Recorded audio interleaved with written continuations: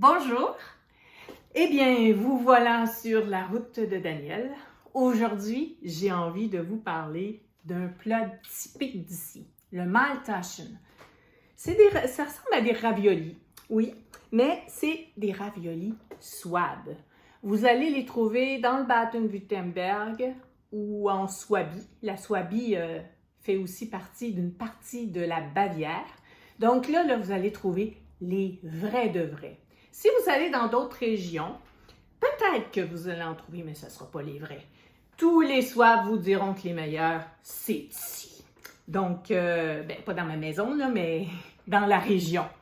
Les miens aussi, ils sont bons, mais c'est pas ceux des restaurants. Donc, vous allez en trouver aussi dans les foires, tout ça. Donc, ça, il y en a toutes sortes de sortes. Il y a une légende. D'où vient le Maultaschen? Eh bien, la légende qu'on entend souvent, c'est les moines, en fait, qui ont voulu tromper les dieux pendant le carême.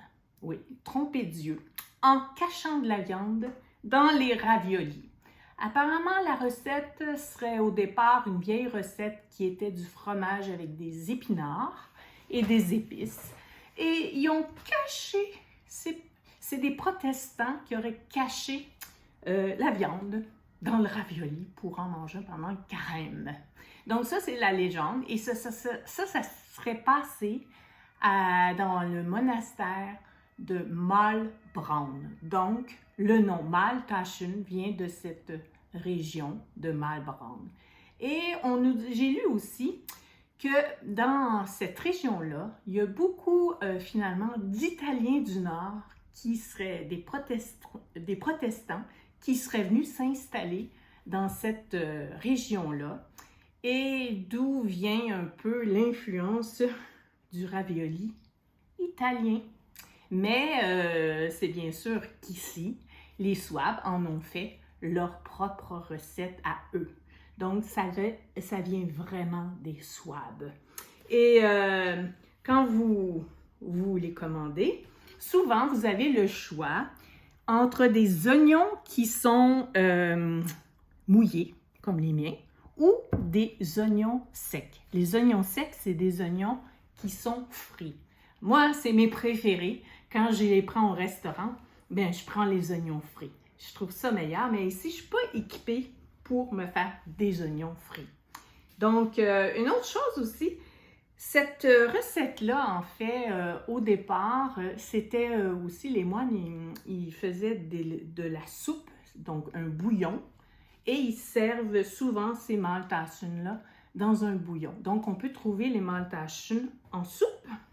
C'est des petits carrés qui sont plus petits, ou souvent c'est servi comme ça, dans une petite sauce, un petit bouillon, mais ce n'est pas des sauces comme on est habitué de manger au Québec, italienne ou en Italie, des sauces tomates, tout ça.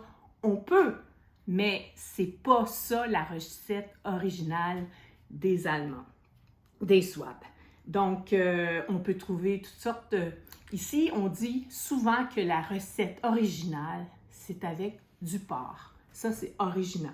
Il faut dire que les Allemands mangent énormément de porc. Et on dit aussi que cette recette-là, à l'époque, c'était une recette des pauvres parce qu'on pouvait prendre n'importe quel reste de viande qu'on avait avec un peu de pain, tout ça, et on faisait nos raviolis. Donc, mais aujourd'hui, c'est vraiment reconnu comme une recette traditionnelle de la région. Donc, si vous venez, goûtez-y. Vous pourrez moi, j'en ai même trouvé une fois avec du gibier et je vous dis que c'était très bon.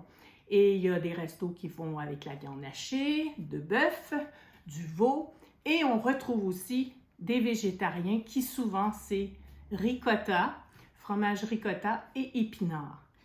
Et moi, aujourd'hui, j'en ai des particuliers parce que je ne mange pas le fromage de vache. Eh bien, c'est mon marchand au marché qui vend du fromage bio de chèvre. Donc, j'ai du ricotta de chèvre avec des épinards dedans. Donc, voilà, c'était la petite histoire du Maultaschen. Et je vous montre. Et les Swabs, les Allemands, le mangent en buvant une bonne bière. Donc, je vous dis un beau petit ciao-ciao, les amis! Prost!